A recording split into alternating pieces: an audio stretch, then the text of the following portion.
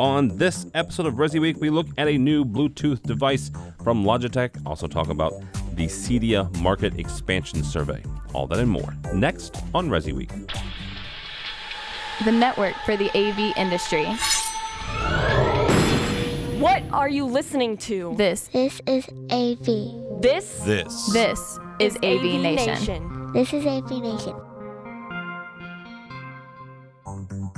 This is ResiWeek, episode 34, recorded Monday, September 26, 2016. Market Expansion. ResiWeek is brought to you by our fine group of underwriters, companies like Middle Atlantic Products. Welcome to ResiWeek. This is your weekly wrap-up of all the latest news and stories for the residential AV industry. I'm your host today, Matt D. Scott for AVNation.tv. Today, I'm pleased to be joined by Delia Hansen, the VP of Marketing for Clare Controls. How are you today? Pleasure to be here. Thank you for having me again. Thanks for being here. I've also got my good friend and partner in crime, Steven Brawner. He's the president of Pro Audio Georgia. How you doing, man? I'm outstanding. It's a beautiful day in the country. You're in the city. Come on. I know where you are. Not where I'm at right now. It's not really country. Just look behind you. Enough. You're not in that much of the country. You said Atlanta. I mean, that's country. Well, look at that ceiling. That's no country logo. I got you. That's sexy. I look behind me and nothing but a mirror. Exactly. Oh, no. And that's how the show's going to start off. So moving on. Last but not least, we're joined by my other good pal, Tim Albright. He's the founder of AVNation. How you doing, bud? Doing well, sir. How are you? I'm doing great. You know why? Why? It's Monday. I watched TV last night. Oh, you watched TV last night. Yes. Yes. So people don't know. There's a if you're watching a video, there's a Bears pennant behind me, and I actually have two people on this call who don't like that. So yeah, it's great. Well, no, I have nothing against the Bears. No, but Delia's a freaking Packers fan, so let's start with that. So she knows. Yeah. She knows better. Geez. Yeah. Beautiful. All right. Well, let's start this episode off actually on a bit of a somber note. On the 22nd, RTI announced that it lost its founder and CEO, John Dembski, who passed away unexpectedly. And this is a sad thing. RTI is a huge company, and I know Steven's a big dealer for them, as we are, and it's a sad day. We send our thoughts and prayers out to the whole RTI family, and we just wanted to kick that off and mention that right off the top. Steven, anything to comment on that? I don't know. Did you ever meet him? I did not, but Okay. I will make a comment on it. When this gentleman in 1992 decided to take on the industry and develop a universal control system, he literally was a midget among giants. At that time, you only had one huge player in the industry, and that was Crestron. And this gentleman had the forethought and the wisdom to go in and tackle an industry, tackle a giant, and try to take that on. And granted, they're not as large as Crestron, but they have a massive footprint. He's done a phenomenal job. They developed an incredible product. And I really admire someone that looks at a situation and they go, you know what, I think I can do this better, even though I'm outnumbered. And I just think he was an incredible person. His vision was incredible, and he'll be missed at RTI. He was an active role. He passed away very young. Mm-hmm. He still had a very active role, even though he had started passing on leadership roles. He was still involved in research and development. So I think he'll be missed in the industry. Well, and it's something to be said, a lot of the AV companies have been around for a really long time, and a lot of the startups that come, and pop up, they don't last very long. He started in a very tough segment of the market in control. It's something that, people will get excited and very territorial over speakers and stuff like that, but not the same way they do over control systems. And, to build the company that he did, A, being so young, and B, at the time that he did was very impressive, very impressive. So he will be, dramatically missed. Moving on, now that we've dealt with that. Logitech. I would actually like to jump I'm in sorry. real Sorry. quick. I sold RTI remotes for about 12 years, and I love all the guys over at RTI. I really am sad that we lost such a great guy. And you're right, very, very young. He was able to make quite an impression on the bigger companies. And what's really interesting is at this point in time, RTI would be considered one of the longer standing companies in AV because everybody else is around 10 years or younger. But of course, at the time when he started, he was the only one who was fighting. So I think they revolutionized the idea of doing a custom user interface, making that a lot more simple to do than some of the predecessors did with the user interface, and delivered a remote control that it wouldn't be considered affordable by most people, but definitely brought the realm of affordability to what we were used to before that. And by integrating with Crestron and the way that they did that with the 433 gateway back in the day, they were really able to leverage a better mousetrap. And I was floored when I got that. Yeah, it was very shocking news for sure. Moving on, the Logitech announced and released a new Bluetooth music receiver. This is a really, really cost-effective device, and if you go through this review that Tim there's showing us over at CNET, it's not something, it's not new, it's not a revolutionary idea, but I don't believe Logitech has ever brought one of these out, and they're bringing it out at a under $30 price point. Steven, is this something that you're going to throw into system designs at this point, especially to leverage the lack of a headphone jack on all the iPhone 7s that are coming out? Is this something you're going to see? I don't think so. To me, this is a consumer product. So we have some consumer products that we carry. Nest is a great example. It's a product geared towards consumers that we integrate with our systems. But the thing is, we have enough devices now that we can integrate that have Bluetooth, that have Wi-Fi, that have all these streamings. Immediately the autonomic pieces come to mind.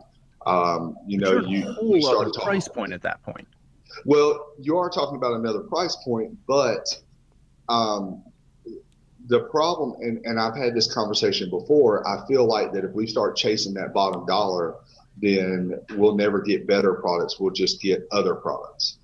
So the companies that are on the cutting edge that are doing it first, they're better at it. And with the Logitech piece, sure, if you've got a friend or a relative that says, hey, I want this, sure, you put that in. But $30 piece like that, it doesn't really bring anything new to the table other than price. It's the same conversation I have with vendors. I am a value add person. So other than price doesn't, I sell my systems. So I sell my systems and we're not concerned about price as much as we are the finished package. So whenever I sell a system, I tell the client, it is what it is as a system. So when a new product comes out, my first question is, what does this product bring to the table that I don't currently have? And if the answer to that is nothing, just a lower price, I just don't see any reason to do that. I try to steer clear of consumer grade devices. I'm very funny. I support the companies that support our industry. So there's not a single product that I sell that did not have a vendor at CEDIA. And I do that on purpose. We like to support the people that support our industry. So no, if Logitech or Nest, which Nest had a booth there, I'll give them that. But if Logitech or someone else had comes out with a new gadget, unless it's a value add in features, no, I'm not on board. Now, keep in mind, they do have a presence at Infocom with their video conferencing. As well as ISE too. Yeah, as well as ISE. Well, ISE is CEDIA and Infocom together. Exactly. So if they're at Infocom, then they're going to be at ISE. But I get your point, and it's a very valid point. But when I look at it, this show is based more on residential. Now, when you start talking about commercial space is a different animal. Well, You know, we're probably not going to see this device in commercial spaces. yeah. So that's why I was going to say this is not really would I use it? I don't know if I would use it, but I know I wouldn't use it commercially. And it's one of those devices that you keep in your tool belt. And if somebody comes up to you and says, I don't have a lot of money, like I said, a friend or a family member or somebody you're not really doing business with, but I don't think it's a product I would hinge a system design on. Right. Now, Delia, kind of jumping off what Steven said, is this something that, putting context up beside, say, a Chromecast, which doesn't directly feed audio from any source, it feeds from a couple of sources or from a Chrome browser, in a situation where a client has that additional room and they just need to add Bluetooth to it. You're doing a bunch of stuff in the rest of the house, but they've got this one standalone system that just needs to add Bluetooth, whether it be legacy or whatever. Is this something that, kind of as Steven said, having in your tool belt or sitting in a box in the truck, is this one of those small little devices that just solves a quick problem? Well, I've had a lot of experience with Bluetooth devices. You really have to test them to figure out whether or not they work all that great. So I haven't personally used this one to know whether or not it would fit an application. However, if you do have a small standalone little stereo system that exists and just needs to have an output, yeah, this would probably be your solution for you if it's not going to be added to the rest of the home. But when you look at solutions from Denon or Sonos, why would you make a disparate boombox still available to the homeowner when you can add a wireless piece to it, give them Bluetooth, and still have it as part of the rest of the whole home system? I mean, there's other options available. And at $199 to say, all right, well, that old school boombox that you've had for a decade now, you can replace for $200 and still have your Bluetooth capability. I'm really not sure how that piece actually plays without being just, as Steven says, a complete retail piece only. Right. And if I could add something to that, let's keep in mind that we're forgetting a product that kind of revolutionized distributed audio, the Yamaha MusicCast piece. Let's keep in mind that product not only transmits Bluetooth, it receives Bluetooth. It'll take your existing Bluetooth devices and incorporate them into the system. So if you have a Bluetooth speaker in a room and a client says, hey, you know what, I want to use this Bluetooth speaker. I want to stick this little ball to my shower and use it. If you're using the MusicCast, you can use your existing devices. It does Bluetooth both ways. So that was kind of revolutionary when Yamaha did that. And they've had it now for about 3 years. It's working phenomenal. Or about 2 years, sorry. And it's working phenomenal. I've got it working for clients. So if your client comes to you and they say, hey, I had this Bluetooth speaker, I want to add it to my distributed audio system. We're doing more MusicCast because we are an integration. We look at everything from an integration point. Sonos is more of a standalone system. It was. I understand that now they're letting the API open up. But MusicCast and also the HEOS, but mostly MusicCast has so many features that allow a client to use their existing equipment, and they kind of take that into mind that I just don't see. That's why I say we have all these tools in our belt. I don't see the Logitech piece as being a major piece. It looks like it'll fly off the shelf at Best Buy and Walmart, but I just don't see integrators grabbing a hold of it. So Tim, given that, Yes. what excited you about this piece? Exactly what he said. It is the home integration part. Now understand that I looked at it from more of a DIY standpoint, right? And that's kind of my, because don't get me wrong, I'm not loving this piece. We're not going to start stocking this piece at Omega, but we currently carry a StarTech piece, which is made actually local in London here, that kind of does the same thing. And the only reason we carry it and the only reason it sits with one or two pieces in the trucks is so that when we're doing the system and the client comes up and says, I got this stupid thing I use outside, yada, yada, yada, or whatever it is, we can say, oh yeah, here, you can take this, it's cost you $60 or $20 or whatever it is, and we just solve a quick, easy, dirty problem for them.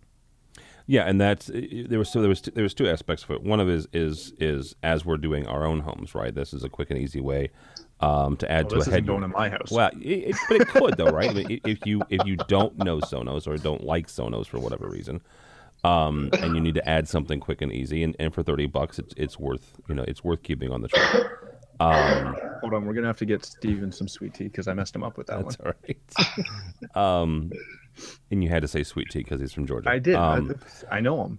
It's what goes down. Yeah, but I also sitting here listening to Delia and Steven going, you know what? You guys make a really good point. For $200 you can have a Sonos system, and you can integrate it now into most anybody's other systems. So you know what? For me, it was the price point. But Steven makes a good point about that. Is what are you sacrificing? Even in the review that CNET did, they said that the Chromecast has better audio than this does. Right, so, but it's limited on its sending. Exactly. Yeah. So, I don't know. It was a neat little $30 Bluetooth audio. Well, and that's the thing is I'm always for, those quick little problem solvers, realizing that we're not building our business off of them. It's the little pieces that help. But moving on, talking about building businesses. Look at that segue right there. Very nice. I know. Coming to us from Residential Systems, the 2016 Size and Scope Survey estimates that we're expected to see a $2.3 million growth in the CEDIA channel. This was issued from a report from the CEDIA research partner Parks and Associates. They're taking a conservative view, saying that we're expecting to see 7 to 10% growth in 2016. And there's a really nice quote there from our good friend Dave Pedigo about seeing the stabilization of the marketplace. Steven, is this something that we're expecting to see across the board? Is this something that you, hang marketing dollars on when you see reports like this come out? I'm an interesting case when it comes to marketing because I don't do a lot of marketing. We're mostly word of mouth. So what I will say is that we're already seeing it. Sales are through the roof. I've got more work than I can do. My mentoring program has picked up. I've got more guys that are talking to me about mentoring, new integrators coming online. The industry is already seeing it. So to say, will it happen? Yeah, of course it'll happen. It's already happening. I think that the estimate is a little low. I think it's actually going to be more than that because what they're not taking into mind, and I read the survey really deeply, what they're not taking into mind is the huge jump in technology that we're experiencing right now. 4K last year, 4K this year. Last year, clients were like, I heard of 4K.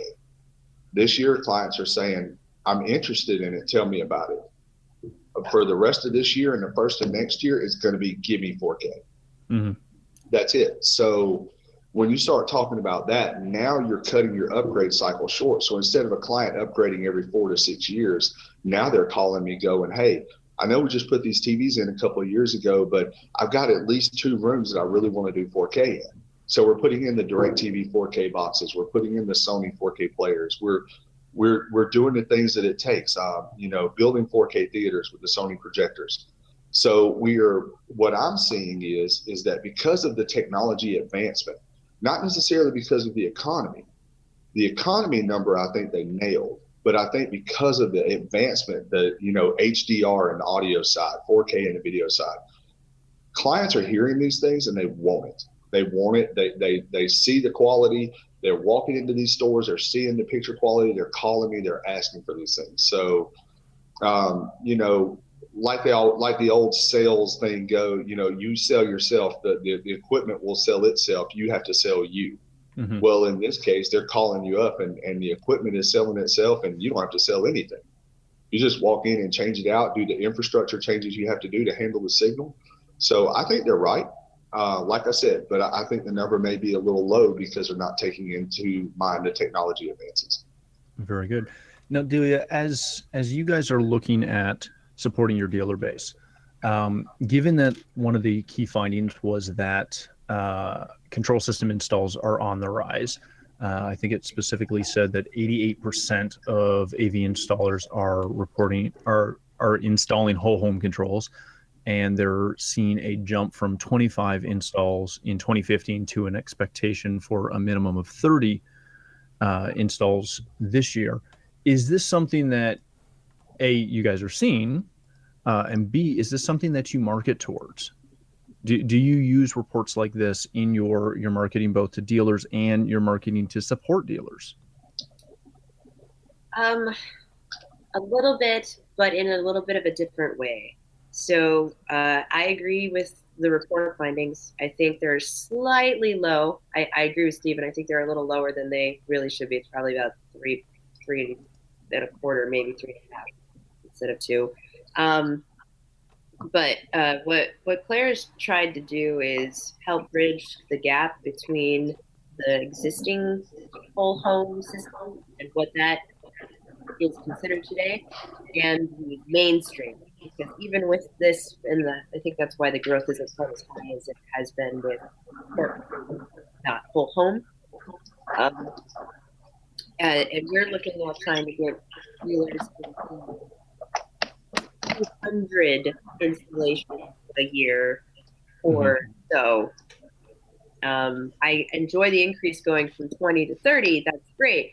But we're looking at trying to also help dealers subsidize their business with smaller installations along the course of the year with another additional homeowner set. So we see an even larger growth in the smart home segment on top of the whole home segment. Right. Very good.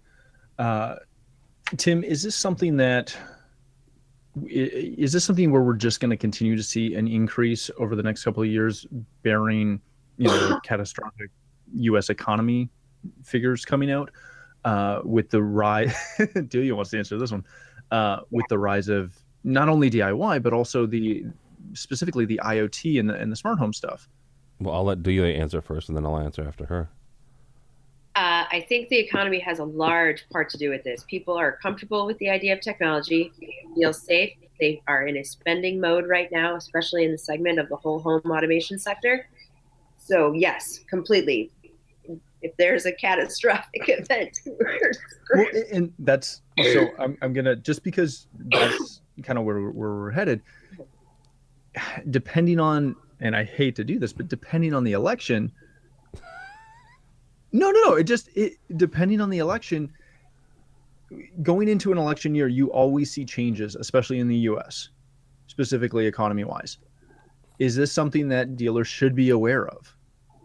Jumping on it potentially while it's currently in a huge upswing, or a moderate upswing, shall we say? Well, and we have been in an upswing, right? Regardless of your political leanings, and we can get into that discussion later. Well, and I'm not trying to go political. No, I'm just trying to but go. It's a factor. It's a factor. The economy has been recovering. We have been on an upswing. Depending on which economist you talk with, 2010, 2011 was the end of the Great Recession, as it were, and we've been coming out of that and having growth ever since then, right? Mm-hmm. You make a good point, the fact that the stock market in general typically goes very bearish around this time every election cycle, right? Because nobody knows. There are polls, obviously, but nobody, honest to God, knows what's going to happen come November. Once that happens, then they'll make their reactions, as it were. But I actually agree with Delia and Steven both on this. I think this number's low. I really do. Because you've got all these great technology companies that are finally, right, over the last 2 or 3 years, finally saying, hey, you remember Jarvis, right? You remember Jarvis from Iron Man. You remember the Jetsons' home where they could talk to it. We can do that. You've got Mark Zuckerberg creating his own AI to control his home. You've got all these great technologists who are paying attention to at least the residential part of the AV industry, going, you know what, let's put some brain power, let's put some gray matter behind this industry. I think that right there, Delia is right. I think the idea and the comfort level of whole home automation is going to increase. And what that's going to do is going to do two things. First of all, it's going to increase everybody's comfort level with it, right? Think back 30 years ago. How many people did you know had cell phones? Well, you were like two, Matt, but the rest of us. How many people, did you know had cell phones, right? You call me old? I'm saying you're of the same age as I am, but maybe not. It is, Steven. But they were business people. They were, this was back when car phones and bag phones were a thing, right? And as society got comfortable with it, more and more people started adopting it. Same thing here with whole home automation. The other thing it's going to do, it's going to drive the costs down. I'm not saying into cheap, little $30 units, but it's going to. That will happen. Yeah. But not wholly. Yes. Right.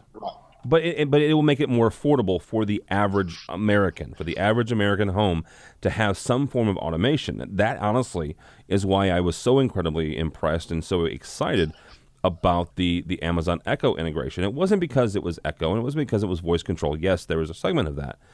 But it was the comfort level, and it was the level of comfort that people, at least in the U.S., have with Amazon in general. For crying out loud, we give them our credit card numbers, right? And we buy things from them hand over fist on a daily basis. We're inviting them into our home, so that comfort level is there.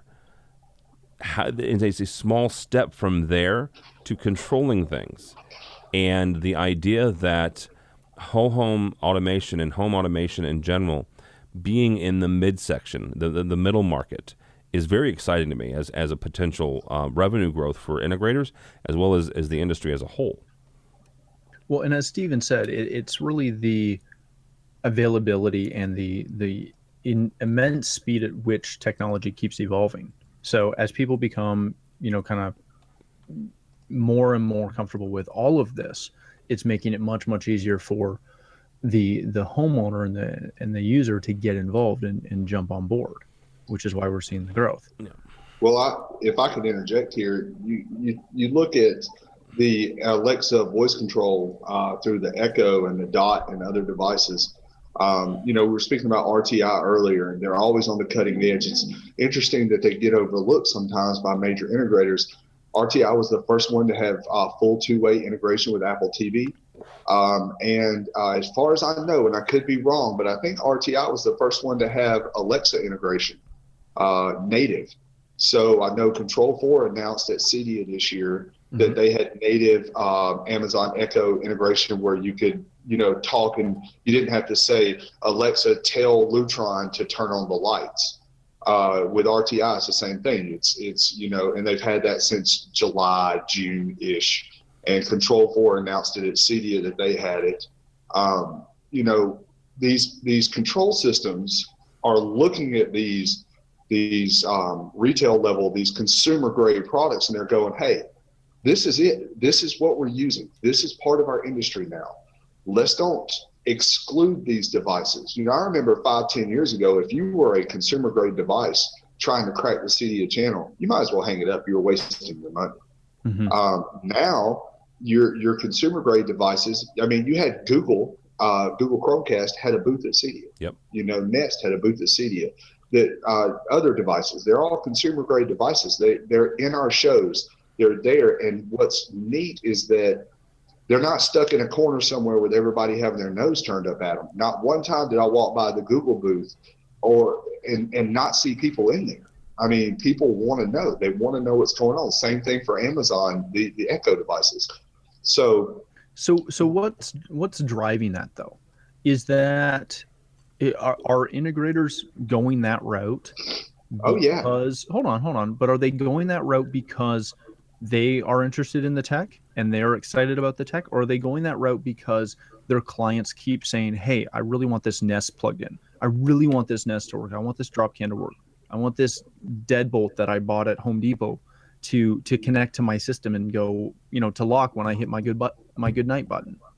I think it's both. And I think that we have someone on here from a control company that could answer that for us really well. But I think that it's a little of both. But the thing is that most of our consumers, they don't really want to talk about their technology. They just want it to work. So if they come in and they give us, hey, we want this Nest to work, and we say, well, it just, it won't work, or it'll cost this much money to do it. Oftentimes they'll go, okay, don't worry about it. But I think now what's happening is that integrators are getting on board, and the customer's saying, hey, I've got this Alexa. And instead of going, oh, that's nice, it'll play music or make your grocery list. Now integrators are going, oh, that's awesome. Let me tell you what you can do through your system, whatever system it is. You can tell it, hey, good morning, and it'll turn on the lights and turn on the TV. When, I'm in the process now of writing the program for my house so that when I get home, I can walk in the door and say, Alexa, turn ESPN on, and it'll turn on my entire system, turn on everything, turn the channel to ESPN. It'll do everything that I want right there. So now you're getting into Jarvis style areas, which is what you were talking about earlier. And I'll hand it over and see what she has to say, because I want to hear from a control company's aspect what they think. I think we're in a lucky spot, honestly. Sometimes you've got the convergence of a good idea and luck and timing. It's all how it comes together. You have a consumer that doesn't just want point-to-point control anymore. They want point-to-many control. And you don't have point-to-point manufacturers who can supply that. The only industry that can supply it is the CEDIA industry and the control systems that already exist. So you have a desire from a customer to purchase a point-to-point product, but get additional aspects out of it that aren't available from the point-to-point company, making us legitimately needed. Yeah, because we're really hitting that point, though, where it's a two-way street. We need the the DIY off the shelf, Home Depot or Lowe's or whoever supplying those products like the Nest or whatever in the past, but we also need all the integration to make it all work together. Correct? No, absolutely. Yes, absolutely. They market. Absolutely. Steven said it himself. She doesn't market. Google does. Google throws millions and billions of dollars at marketing. That's great. Let's ride the coattails of that. Get the business. Exactly. I take it back to knowing your lane, knowing your wheelhouse. Where are you strong at? I'm not a big marketing guy, so I know that if somebody else is doing all this marketing, that's why Lutron, one of Lutron's logos, is actually in my company logo. Why? Because people recognize that. They get it. Lutron spends tons of money on marketing. Mm-hmm. Why reinvent the wheel? And so that's that. I let the people that are good at what they're doing do what they're doing. Some people are, good at integration. Some are really poor at picking football teams, Cowboys. So I will. I'll just say that you let the people that are good at what they do what they do. Very good. All right. Well, we will give you that last word. Thanks so much for being here, guys. I appreciate getting picked on for liking a winning football team this week. Notice he said this week. Yeah, he had to say this week. You had to add This week. We won this week. That's all that matters. Because you played the Bears. Yes, and you lost. Exactly. And so did the Gators. Yes. Oh, shut your face, fool. And there goes our rating. Thanks so much for being here, guys. Delia, where can people find you? At Delia_Hansen. It's my Twitter. You can always reach me at ClareControls.com as well. Delia.Hansen at Clare Controls. Beautiful. Thanks again for being here. Steven, where can people find you? Oh, they can find me at ProAudioGA.com, ProAudio_GA on Twitter. I'm on AVNation as often as they'll let me tag along. And I'm pretty easy to find. Very good. Tim, most people know where to find you, but if perchance they don't. Yes. On Twitter, it's at TD Tim David Albright. And if you're in the New York area, the last week of October, come by and say hi. We'll be in New York for New York Digital Signage Week. We're doing 2 live shows, one of them live from Times Square. So, yeah, it'll be a big deal. Yeah. I never get invited to those ones somehow. Immigration issues. Yeah, I know. Last but not least, you can find me if you're so in pretty much every other social platform. But most importantly, please stop by AVNation.tv. You'll find this show as well as a wide variety of other shows covering all the other verticals that we like to cover. When you do swing by the website, please make sure you check out our underwriters. They support us, and we'd like you to support them.